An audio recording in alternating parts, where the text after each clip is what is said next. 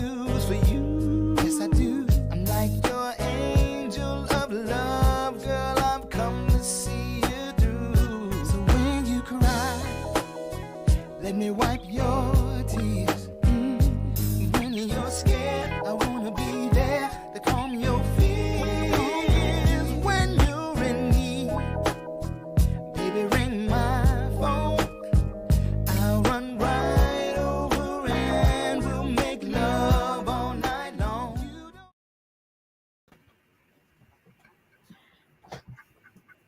What is? What is? What is? What up? What up? How's everybody doing, man? Y'all good?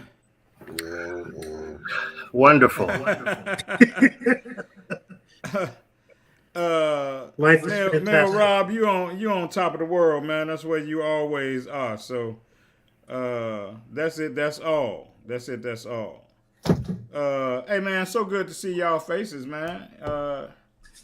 Y'all look good. Rob got some new glasses as usual, and Are those new? no, you know, everybody's filing in, man. So good to see all of you all. And it's another Thursday, man. We got a hot show, hot guests, a lot to talk about. As a matter of fact, I guess why belabor the point? Roger, kick it. Ladies and gentlemen, Mr. Christopher Payne of the Personal Protection Training Group. He's a close quarter combat instructor, a defensive tactics instructor, and a master firearms instructor as well. And yes, there is a difference. Chris actually prepares you for that moment in your life that nobody expects. How to respond under pressure when the adrenaline is coursing through your veins. Chris will show you exactly how to remove the threat. So ladies and gentlemen, please welcome to the cave, Master Firearms Instructor, Christopher Payne. Show you rap.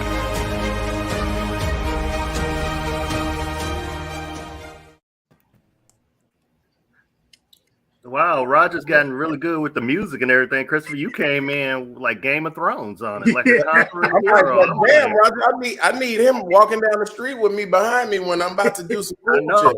That's some walk-up music. I was like, dang.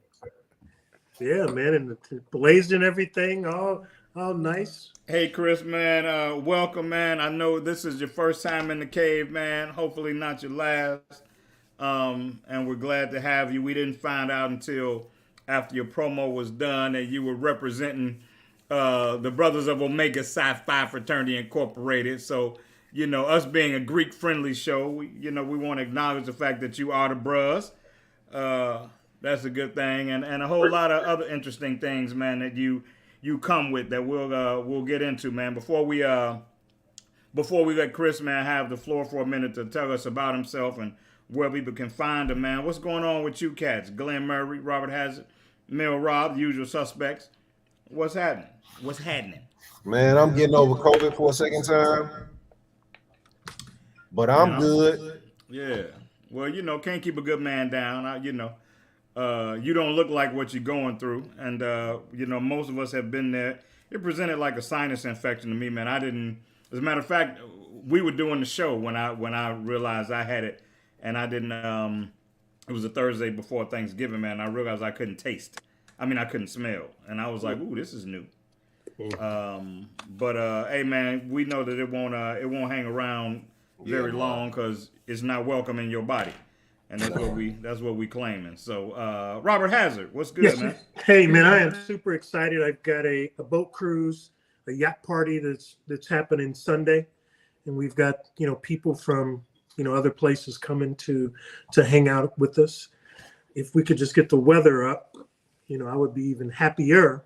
But yeah, man, I'm excited about that. I may or may not see you there. I don't want to, I don't want to give you a reason to be excited. I think that wouldn't be a reason to be excited, not personally, but okay, you want to think that. Hey, but we'd love to see you, brother. Glenn, since you are already with the quips and the cracks, what's going on with you, man? How are you? Hey, it's Wine Crawl Week, which is always a good week for me. But most importantly, we are launching in 4 different cities in the next month. So I'm very excited about that. Charlotte, DC, Columbus, and LA, Southern California, in the next month. Wine Crawl is expanding. We combinating and consolidating. We taking over the United States like Nino took over the Carter. That's what we're doing. Sorry for the drug reference. My bad. That's all I can think of right there. Only you, man. Only you. Christopher Payne. Hey, man. You're an interesting dude, man. We're glad to have you. I know that you do a lot of different things, man, but real quick before we unpack it, deeper a little later on, give me 2 minutes, man, on what you do and who you are and what you're about. Well, 2 minutes on what I do. Let me see. Well, I have been a firearms instructor for 23 years. Yeah, my son's 25, 23 years, almost 24 years. Been a firearms instructor. I've served as both a law enforcement and military trainer. And since concealed carry has come to Illinois, I've been teaching concealed carry classes in the state, and as well as defensive tactics courses and defensive pistol. So the right here in our area, I also teach martial arts. I'm a part owner of a martial arts school in Bridgeview. We teach 6 different forms of martial arts. So that's pretty much me in a nutshell. That's still quite a bit, brother. That's still quite a bit. And like I said, I had the pleasure of talking to you more intimately, man. And I want to unpack a little bit of what you do. Right now, we're going to do what we ask you to do every week, which is to share the show, help us increase the viewership. Don't just share it on your social media, but actually copy the URL and paste the URL into your social media. It does help increase the algorithm. Hey, man, we got a lot to talk about, man. We probably won't be able to get through everything that there is to talk about. And, of course, I like to save some of our relationship stuff till the second half of the show. So I really like to come out the gate, man, with this Brett Favre thing. And I don't know if you guys are familiar with what's going on with former elite quarterback, Hall of Famer Brett Favre, but allegedly, man, Brett has. It's not alleged. It's not alleged. It's not alleged. It's confirmed. Okay. He's misappropriated some funds that were designated for the welfare community. And I think what he did was built a volleyball stadium. At least one of the things he did was build a volleyball stadium with money that was really designated for people that were impoverished, struggling financially. He was rich, by the way, doing this.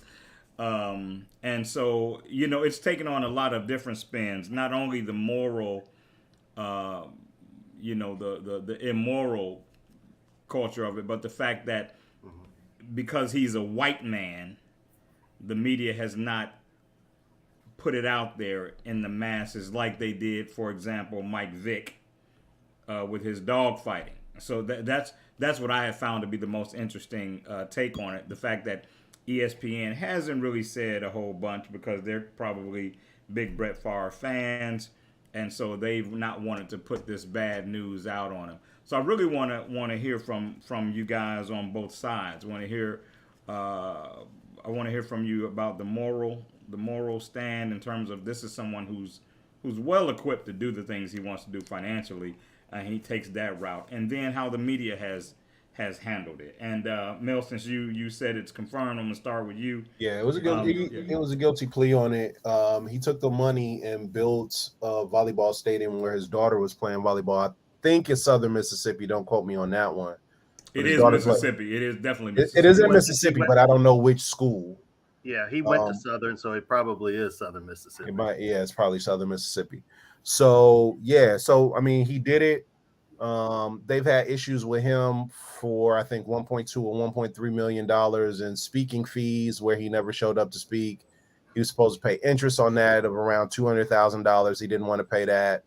I will say there's always going to be a difference in how the media handles a white figure and a black figure. I don't think that the comparison to Michael Vick is fair only in the sense that when Vick's situation took place, he was actually playing in the NFL. I think it would have been handled slightly differently if Brett was still playing, but him being retired and a Hall of Famer is going to be handled a little bit differently. So there's a slight difference there, but the lack of media coverage and the lack of people speaking out against it, and you know, all of that stuff, man, is absolutely ridiculous. Him not being stripped of any, you know, recognition or anything like that. I mean, like realistically, this should be some type of federal offense, or I don't know what the punishment is going to be. I haven't read up on that stuff yet, but it's crazy how, you know, if anybody of color would have committed the same thing, retired or not, Hall of Famer or not, it would have definitely been handled differently. It would have been reported differently. You know, Ben Roethlisberger and his old wife beating ass. Yeah, we didn't see much about that. You know, and the stuff that he was going through or she was going through, they just reported differently. But the other guy who punched his girlfriend in the elevator, I forgot who that was. Ray Rice. That's all over the place, right? And not that any of them shouldn't have been, right? It definitely should have been. You know, it's almost like when people say, well, you know, well, Weinstein didn't get treated like R. Kelly. Well, he should have. Like, R. Kelly should get what he's getting, and Weinstein should, you know what I'm saying? Everybody who does it should catch it. You know, so I'm not saying that, but we definitely understand the skin you are in is going to play a part in how things get handled. Yeah, I'm not gonna make it solely about that, but that is the thing that has fascinated me about the world we live in, to the degree that, and I think I've said this before, that like I no longer have energy for you if you can't acknowledge the fact that race is a huge thing in our country, and what black people deal with and go through looks very different than what other people deal with and go through. And I don't care if you're white or black. If you're not ready to embrace that reality, I really don't have a whole lot for you. I recently saw Morgan Freeman. I heard an interview with Morgan Freeman, and he said that he thought race did not matter in terms of you being successful. He was like, you just work hard and the opportunities will come. And I'm like, I'm really disappointed, you know, because oftentimes people get successful and they forget, you know, the hurdles that exist for people that aren't yet where they are. How old was Morgan before he first got recognized? Man, he was 76 in the kindergarten, so he was 76 in kindergarten. Robert Hazard, I don't want to start talking and get off topic, man. The two things that we're dealing with. First, the racial component to how the media has covered Brett Favre, because what I understand, Mel, is that this is actually like a year old or something. It's not even brand new, Correct. which is part of this. Like, why has it been covered and hidden and you know, and under the rug, and we're just now hearing about it? So, you know, I want to hear. I don't know if you're a big football fan, Robert. I'm a huge football fan, so it lands on me a little different. But I want to hear from you in terms of just the immoral nature of it, and then the way race plays a part in it. Well, I think that you know, Mel's already hit on it. Race plays a big part. I mean, you just gave some examples of, you know, people saying things too, even Morgan Freeman and some others. I don't understand. I don't know that I expect anything different to occur. I would love to say that we're in, you know, 2023 coming up, things are going to change, but I don't see it. I really don't see it getting better. Yeah, that's the sad part, because, like I've said before, we're telling the stories that our parents and our grandparents and our great-grandparents told. They may have a little bit of a different narrative, but these are the same stories, which means that this plight has been consistent. But I will say this, not to cut you off, but I think that you just made me think of something when you said that with our grandkids and, you know, and our grandparents and things like that. I still think, though, that we have to tell a story. We have to talk about what has occurred. We have to give our kids and our grandkids a story of things that have occurred so that they're aware of it. I agree. So that they're prepared. Chris, I don't like Glenn a whole lot tonight. He didn't do anything. I've just decided I don't like him a whole lot tonight. John just being stank, Chris. Go ahead and answer though. I'm used to it. I want to hear from you, man, on those two points on that subject.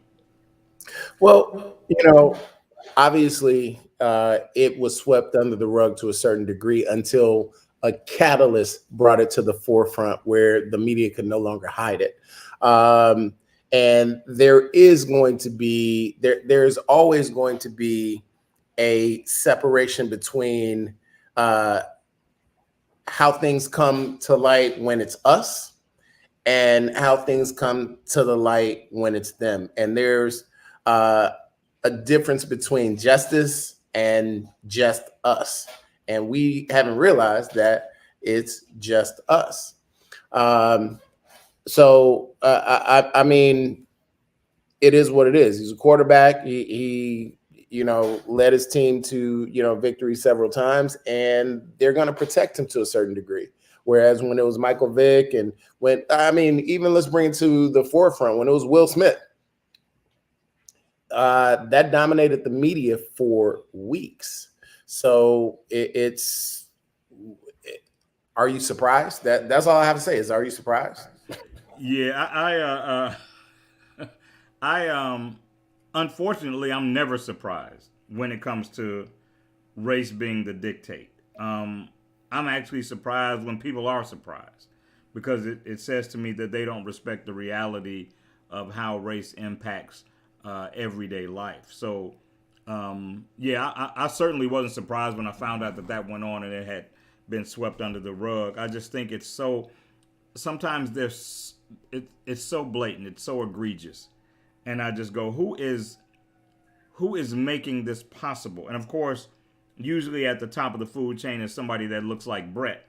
So, that's a part of what makes it possible. But Glenn Murray, you have an egg-shaped head, but you're particularly insightful on situations like this. So I want to hear what you got to say.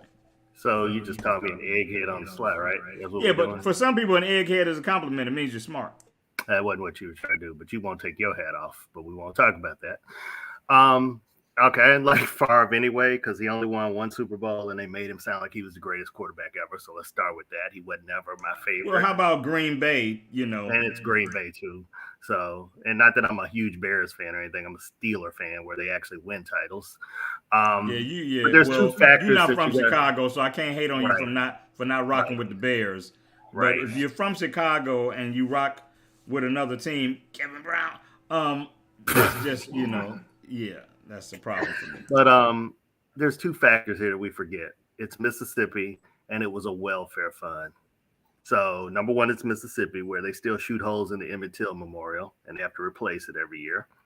So it's Mississippi. That's what it is. But number two, it was money that was intended for welfare recipients. It was a welfare fund that they robbed. And it wasn't just Favre. I just read the story, and there was a former pro wrestler, Ted DiBiase, who was a minister, and they diverted funds to his ministry. Because the poor people don't need the money. God does, though. As long as you're the one determining how God gets the money. Gotta love that. So those are the other two factors. Skin color becomes kind of, when you see it's Mississippi and you see it's welfare, you just kind of go, oh, well, let me think who was doing this. So yeah, you kind of expect Mississippi to be pretty primitive. Pretty much. Yeah. In terms of what their beliefs are and what their actions are and what they, what legislation they acknowledge. You kind of believe them to be a bit Neanderthal. Yeah. So, I know we talked about it enough, so we can go on to the next topic. Right. Indeed. But I did want to hear from all of you guys. And as usual, you're quite insightful. And I'm not usually, one that's all about what's in the news. But of course, there's no way that I can't address the whole Nia Long thing. There's so many different things about this Nia Long thing, man.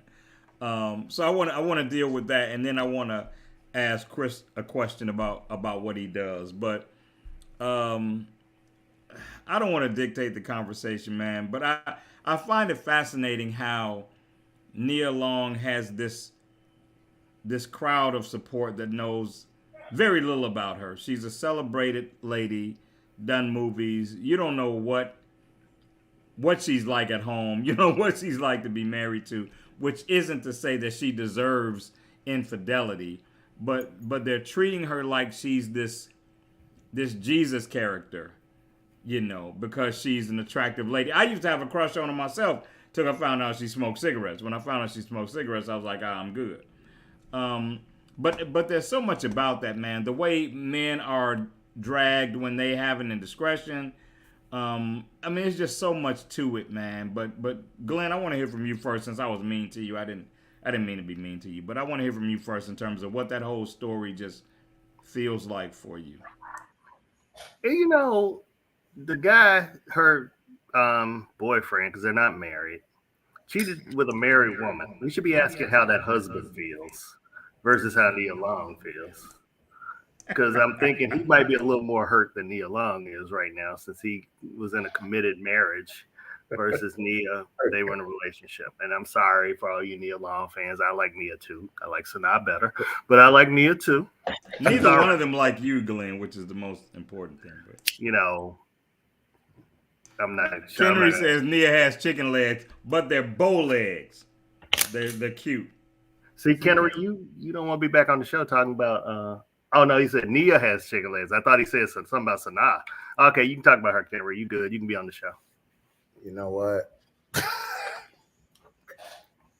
Anyway, that's how I feel, Sean. I feel like the husband should be the one getting the sympathy. That's really good, man, because you know the fact that it's a notable person does make you. It can make your attention sway. It's Right. sort of like when Kobe died so tragically. You know, not many people were giving attention to the other people that died. You Right. know, it's like everybody was like, "Oh, Kobe, oh," but there were other people that died in that Right. crash, and that's one of the tricky things about the media and how notable people get attention.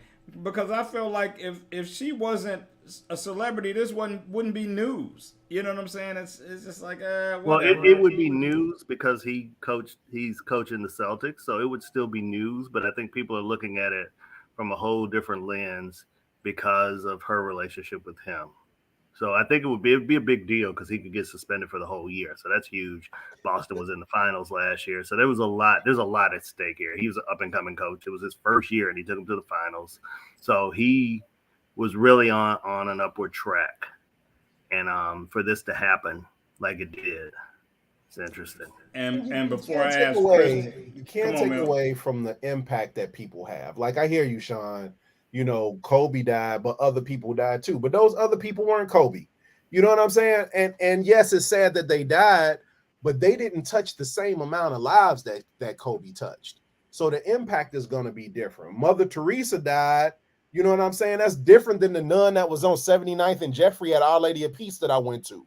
You know what I'm saying? Like her impact, her legacy is different. Kobe's legacy is different. So we can't say, well, the other people, you know what I'm saying? I get that, but I think that especially in times like that, when the deaths correlate, I think that we should feel a responsibility to be a bit more sensitive. Because I totally get you. I don't know those people. You know, I rooted for Kobe. I watched Kobe. I get that. Had he died alone, it would maybe be different. But when he died with other people whose lives were just as valuable. You made, though, in comparison to the Nia Long event was because of stardom. Absolutely. The comment you made is because of stardom. So let's get back to the Nia part, right? But I don't think death. So you can know I support what I said. I don't think death and gossip should be ranked the same. Us talking about who cheated on Nia is gossip. I really don't, at the end of the day, I really don't care.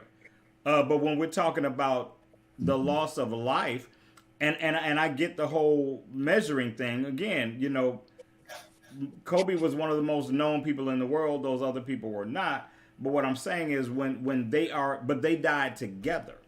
And so in that instance, I think that there should be the effort made to respect the lives of those other ones that died. Chris, I see you. I see it's rolling off your tongue. Though? I'm not saying it was disrespected. No. I never said that. I never said that. So I'm listening to what Mel said, and it's like, okay, so then should Mia get a pass because of her stardom? So here's where I'm at. Show me the finest woman on the planet, and I can produce a guy who is sick of her shit. Just period, point blank. We don't, but here's where I'm at on it with regards to her stardom. It doesn't matter who you are, but we can go to the Bill Clinton thing, we can go to whatever. I like you for what you do. I like Mia for her acting. And by the way, my all-time top 3 is in this order: Gabrielle Union, Nia Long, and Sanaa Lathan. I would I'm not married. Glenn gonna fight you. There you right, go. Right there here. you go. My man. Yeah. No, we gonna reverse that, and he good, but he all right. He in the neighborhood. He ain't quite rolled up to the house. Top three.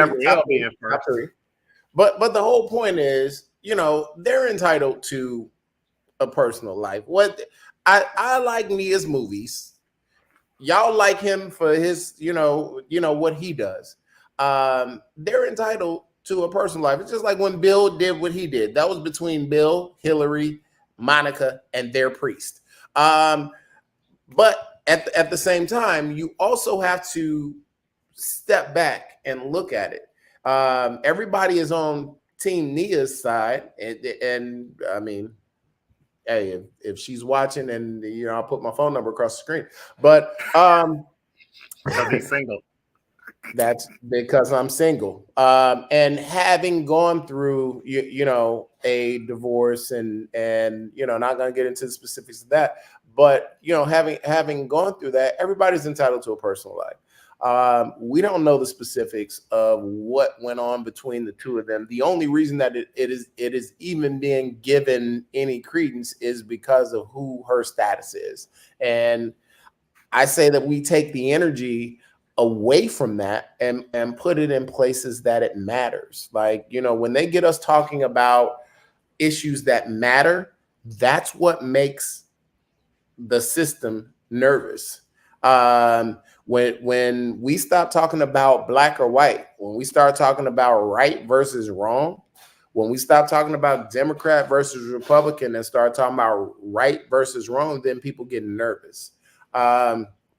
So my personal take on it is that it's being given more attention than it should be given. That's between people get cheated on every day. Black Planet, Tinder, Bumble, all the other things. You're gonna run across who you thought was your man or woman. Go look, just go start swiping. You're gonna find them. But that's what happens.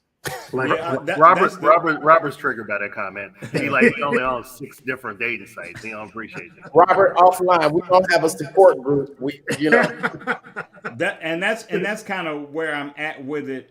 She's getting all this support, and you don't know what she was like at home.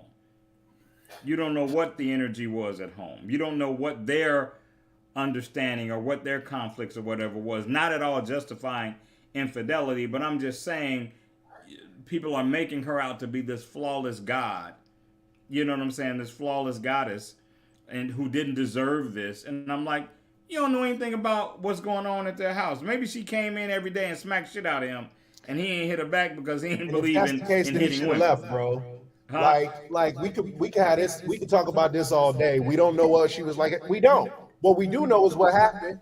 What we do know is that he got caught with 2 different people in the organization now, right? And so my thing is, and I got cheated on, and it didn't make the news. Oh, look, I would be surprised if anybody on the screen has never been cheated on. Right. That's what isn't talked about. When it gets to that point, fam, leave.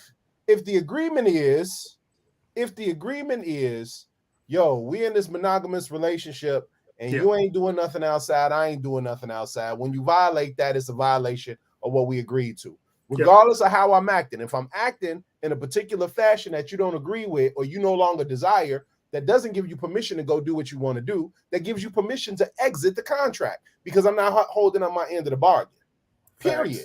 Now, there may be there may be a financial price somebody pays for leaving, and maybe that dictates what they choose to do. They're not married, Now, when bro. you ain't married, Yeah, they ain't Right, married. yeah, married. right. Yeah, they're not Right. married. They got engaged in 2015, never married, right? They're not married. She got Yeah. one post on her Instagram of that dude that I've seen, man. Yeah. Come on, And bro, that's bounce. it. And she always smokes put it with your cigarettes. girlfriend.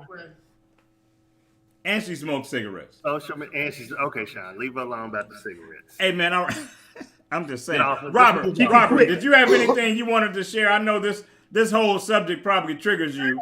So I want to make sure I don't leave you out if you got something you want to share. No, I think we already talked about it. I mean, some of the people that are rooting behind her or for her, which is okay. Everybody has their thing. You know, and then everybody wants to talk about they got cheated on. I've got cheated on before. So, I mean, I think that, Man, you've been cheated on times you didn't even know about. You're lucky about the ones that you know about. You know Right. what I'm saying? Like I know about some of them, but some of them I probably don't even know about. That's just you know. we don't know about those, and it's probably good that I didn't know about those, which is because we all got. I was telling somebody in a feed earlier, we all got a little crazy in us, and that crazy could come out at different times based off of what people Yes. put us through. Some of y'all missed the tablespoon and got a cup of crazy though. But I like some crazy. Helen said, "Wow." I don't even want to unpack that wow because based on when that came through, it could be so much to that wow. I want to change directions real quick, man. I want to swing back to our first time guest, Christopher Payne, and I want to talk to you, man, about the culture and the hype around firearms training lately. It's something that everybody. It's almost like a craze at this point. You know, I see Mel smiling. Mel is a proud gun owner. I don't think he's reckless with it at all, but he certainly supports the right to protect yourself with those kinds of firearms at your home. I imagine that he feels even more strongly since he's added a queen to the two princesses he already had that he had to protect. So. Chris, I'm interested in your take about what the culture is and how so many people are teaching firearms owners training. And Glenn, I see you. I want you to know I see you. But talk to me a little bit, man, about the state of things today and what that looks like for somebody like you, who I know has had a lot more extensive training than some of these guys have had, or ladies have had. Let me not get any letters. Yeah, we have to be politically correct. So here's what I think, and I want to preface what I'm about to say by saying that I'm in no way, targeting anybody specific. But if you are in any way offended by what I'm about to say, you're exactly who the fuck I'm talking about. Now the state of Illinois, we got concealed carry 8 years ago. And rather than consulting firearms instructors about what they should actually be teaching, the state said, you know what? Let's not reinvent the wheel. Let's use the NRA curriculum. Now, I know that the NRA is a behemoth organization, and they lobby in Washington, and they have huge reach. I'll probably get my NRA credential snatched for what I'm about to say, but I don't give a shit. Now, the problem is this: the NRA is a wonderful organization for teaching marksmanship. Their firearm safety is some of the best in the world. Now, having said that, the NRA wasn't founded on defensive principles. Everything that the NRA teaches requires you to be calm in order to do it. If you ever use your firearm in self-defense, you ain't gonna be calm. Now, I can say that from experience. I've been in, I won't say how many gunfights in my life, but I've been in multiple gunfights in my life. I've been shot multiple times. I know what happens in a gunfight. And it's not sight alignment, sight picture, breath control, all the things that they teach in the NRA's curriculum. So I think that the There needs to be a systemic change in what's being allowed to be taught. Anyone can run out and become an NRA basic pistol instructor, and next thing you know, they're teaching concealed carry. Let me put it this way: if your barber is also a concealed carry instructor, I might look at that. If your DJ is also a concealed carry instructor, I might look at that. This is something, when you take a concealed carry course, you're taking it because one day you might have to defend yourself. You are not taking it just to get the card in your wallet. And that matters. So when you have people going out taking these Groupon concealed carry courses and, okay, I can get it for $75. I can get it for $150 over here. And you got guys out there and they're all over the internet and they want to have instructor this big on their shirt. You know who I'm, you know who those people are. You've seen them. I have a problem with that. Here's what I would say that needs to change. Number one, if you want to take a course that, one day you might have to defend yourself. One day it might save your life. Then maybe I need to know what that instructor's credentials are. I see it all over Facebook, all over the time. You see the people, hey, I'm looking for a concealed carry course. And you see the ads start popping up, the different flyers. What do all of the flyers say about the instructors? All of our instructors are ex-special forces military. All of our instructors are law enforcement officers. Now, being both a Marine and law enforcement, here's what I can say. The fact that I'm in law enforcement, the fact that I'm a Marine only means one thing. At the time of employment, I could pass a background check. So let's go the military route. Everyone you meet who claims to have served in the military, they were always a sniper, a SEAL, a paratrooper. I was there when they took down Osama bin Laden. You don't ever meet the guy that goes, I was a cook, I was a supply clerk, I was logistics, I was a technician. The military is 99% regular jobs. We can't all be G.I. Joe. I was not special forces. I was military intelligence. I was a geek. My little brother, however, is military intelligence. I mean, it is special forces. And you know what? When I ask him about the missions he goes on, you know what he tells me? Hey, man, let's talk about something else. Because everything he does is classified. He can't talk about it. So when you're hearing those stories, chances are it's BS. Now let's talk about that law enforcement officer. You see him with his firearm on his hip and you say, oh, he handles guns every day. He's definitely an expert. As one who certifies police every year when they have to requalify on their weapon systems, I can tell you this. Police are the worst shooters on the planet. Not all of them, because they only go to the range the week before it's time to come qualify with someone like me. So what you need to do is this.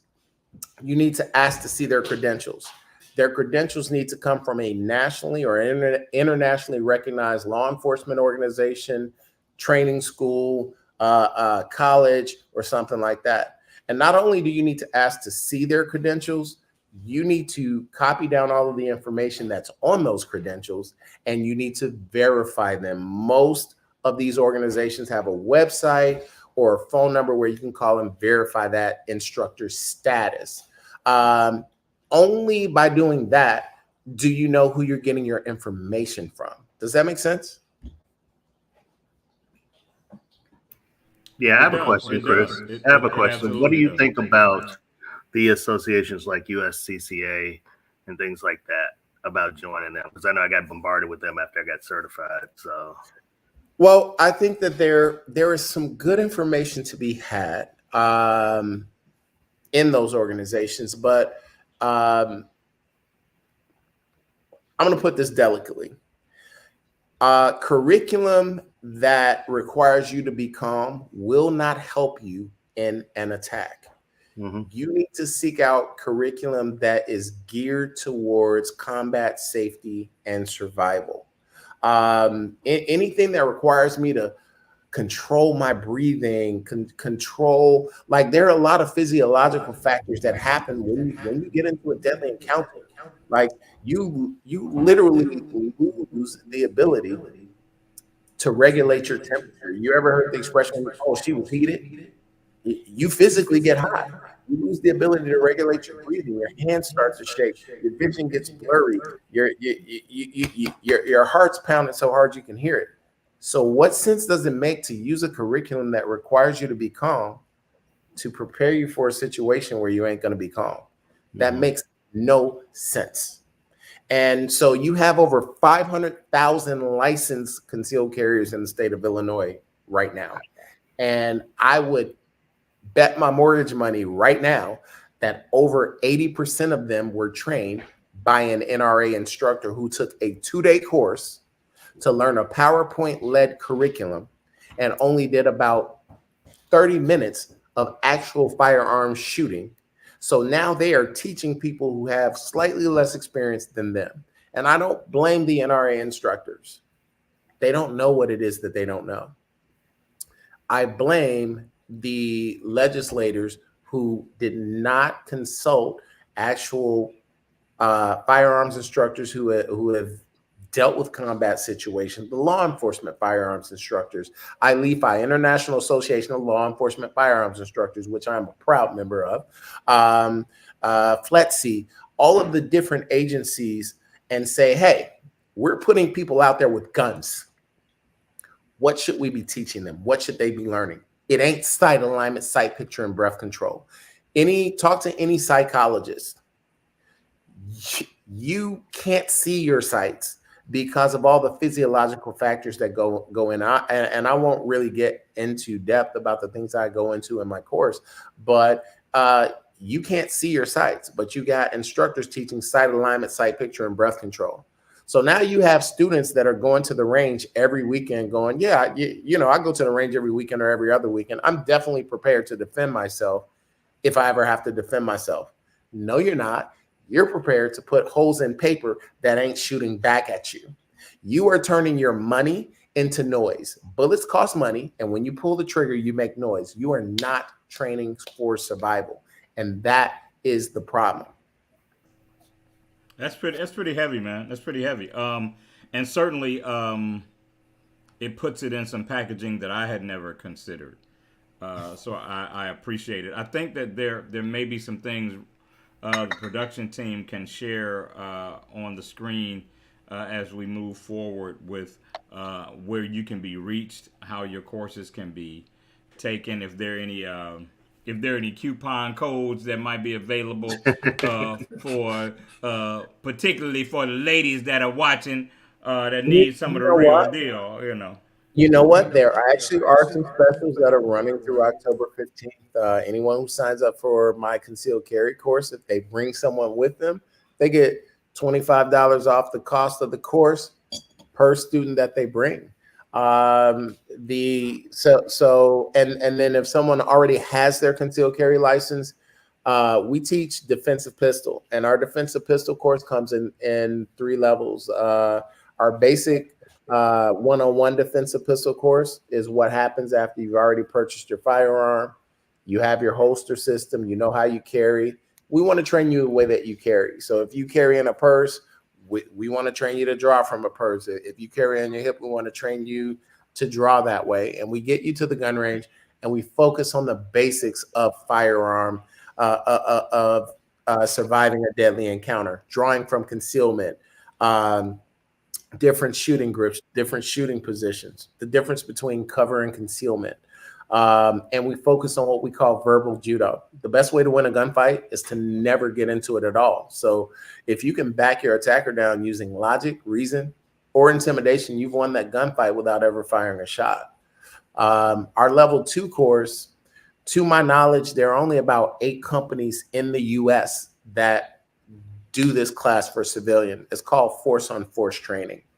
So the only way to prepare you for a situation where you're not going to be calm is to put you in it. So what we do is we put you in a gunfight.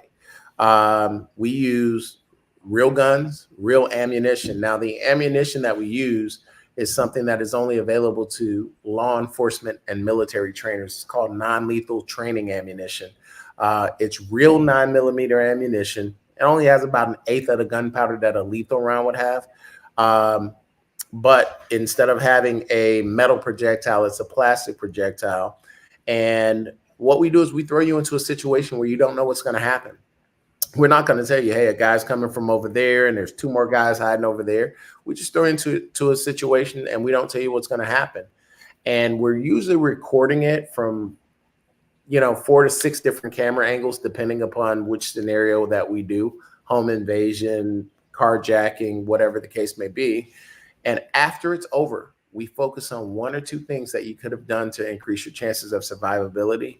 And we train you on that. And then we run you back through a similar but different scenario. Now, the reason that we do that is a psychological reason. We do it to hardwire you. What I just did to everyone who's listening without you knowing it is called soft wiring, because as I was describing our program, you were all formulating a mental picture of what that might look like. Hardwiring is when we run you through the physical activity. And the reason that we have to do that is because of the way that your brain works. Every brand new thing that you've ever experienced in your life or ever will experience in your life, you're only going to have one response. You are going to freeze.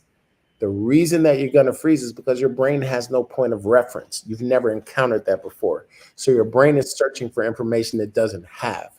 We don't want, God forbid, you to be in a deadly encounter and freeze. So we put you through these situations. And of course, we, as far as what we train civilians, we do everything self-defense from, firearms, gun disarm, knife disarm. My martial arts school teaches 6 different forms of martial arts. We do everything up to the things that we teach law enforcement. And it's designed to give our students the sense of purpose. It's designed to give them the confidence that should they have the need to defend themselves, they can do that.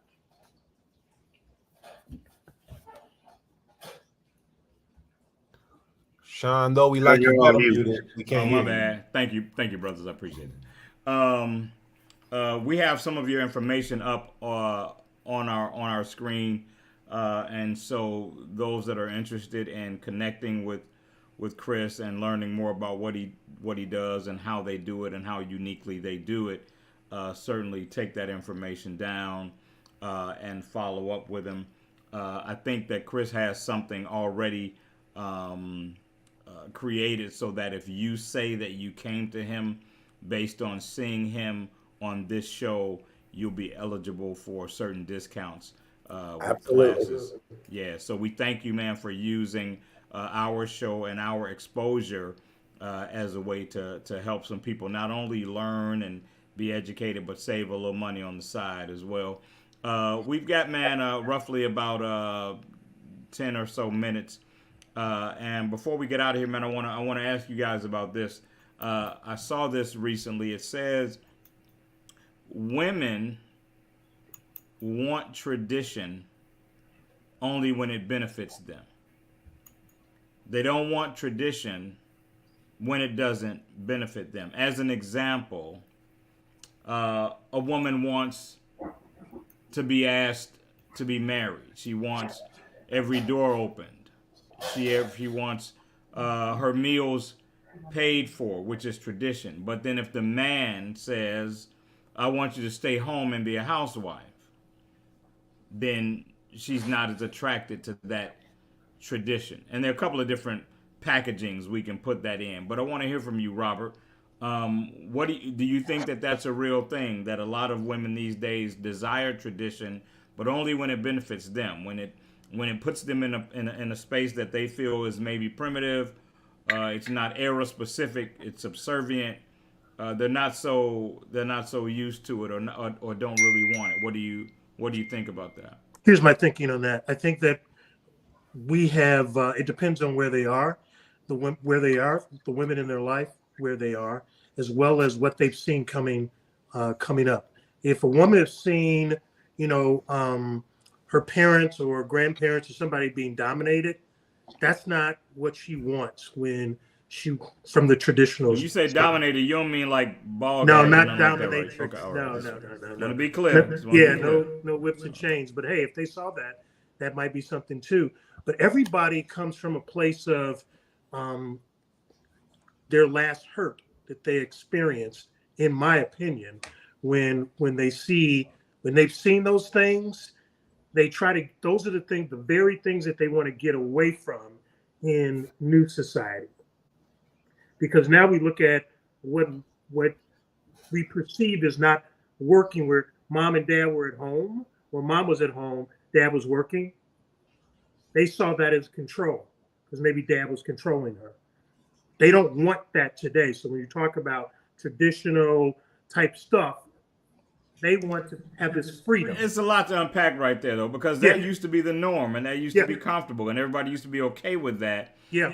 Until, God bless them, women started making certain moves, and then Women's movement. the value of a man started to look different when they were able to do the things that men can do, at least from a financial standpoint. But I do find a lot of women that want tradition from men, but don't want to give tradition in their behavior. Glenn, talk to me. What have you seen? What do you think? You're muted. It's your turn. I was I was trying to unmute. My bad. I think just people want what they want when they want it, and they're not willing to compromise. It's kind of just human nature. Do you think they even think about the tradition piece? No, they just kind of think what they want and what they don't want. Yeah, I think they think about themselves. It's what they want. It's what they see their friends have. It's what they think society and what they've seen in society and what they think they should have. It's simple as that. People are, when you really get down to it, and I've learned this in talking to people and just negotiating across the table with people, if you listen long enough, they'll tell you what they want. They will tell you exactly what they want. All you have to do is listen. Yeah, that's interesting. Big Mel. Of course, we don't want to give you too much attention since you're the newly ringed member. Oh, I mean, life is life, and I'm gonna speak my truth regardless. Right. That's not my concern. Yeah. I think when we talk about tradition, we also have to relate that to time. You know what I mean? At one period of time, you could buy a 2-bedroom, 1-bath house with a screen porch and a carport for $7,450, and your payment was $47.92 a month. Well, how do I know that? Because it's in this newspaper right here. Right. I was going to ask you where you got those numbers. Seem so specific. I was going to ask you where you got those. Right. I mean, that's the reality, right?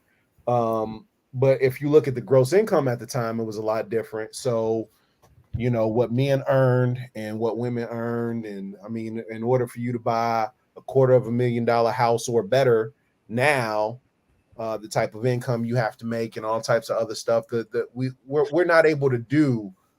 Most of us, we're not able to do what tradition has dictated, so it's very interesting, depending on the type of lifestyle you want to live, to say, well, I want, if you making 30 grand a year, medium income, and you say, well, I want you to stay home, and take care of the kids. I really want to know what type of lifestyle that's going to look like.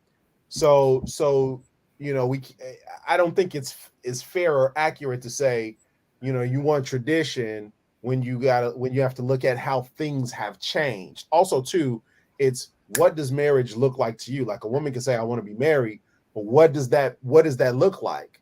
You know what I'm saying? Like, my wife's idea of marriage may not be societal's norm of what marriage is and how we view traditions. Yes, I open doors, but I mean, there are things that I do that I'm just better at. I'm a better cook, so she doesn't have to really do that. So let me jump in here. Here's what I think. I think that when you're above average intelligence, you have the ability to unpack things in a way that maybe is more complicated than the situation calls for. And I think, Mel, that you are above average intelligence. I know you well.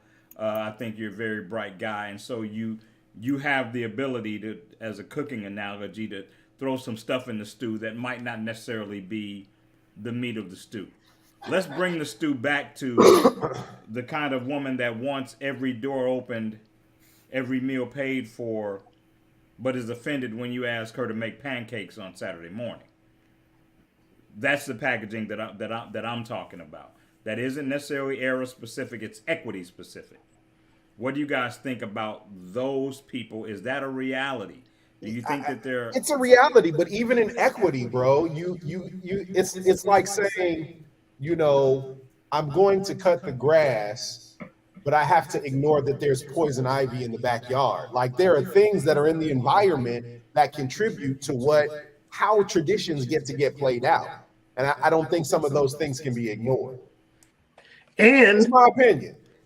I hear you. I think you can cut around the poison ivy. I'm more like, okay, you know, I'll cut the grass, you make breakfast. Is where I'm at with it. Chris, what do you How about think we about just hire somebody to cut the grass? I'm just listening to that because I was here's what I think that all of us are overlooking is that, you know, I'm 47. We were all raised. I think all of us are roughly in the same age group. We have to look You at and our. I are the youngest here, Chris. You and I are the youngest here. Just so you know. You know, Production that's team, how much okay. time we got I'm the before we oldest, got to but get that's out of all here right. while Chris We is don't talking? care. Let me know. All right. So here's the thing. I was my parents, they were raised in the industrial age where you could work a job for 40 years, retire, and that was it. We were all born into the industrial age, but we lived into the information age where things change every 18 months or so. Here's where I'm going with this is that when I watch my grandfather, you know, work a full day, he comes home. My grandmother, when he came in, he wanted his Mr. Good Bar. Well, actually, no, he wanted his Heineken, his drink. And then when he went to bed, he wanted his Mr. Good Bar. When he So did she, but that's another story. You got a minute. Go ahead. When he went in the room and closed the door, she made sure it was 9 grandchildren. She made sure we didn't make a damn sound. That taught me, that showed me what a man who is in control of his household looked like.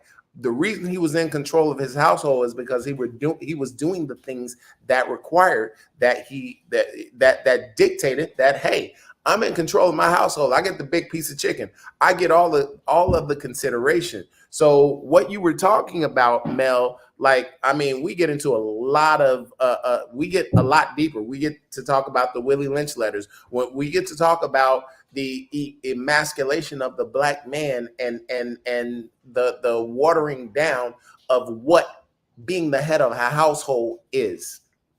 And in order to take back that power, that's on us. It is not on the woman.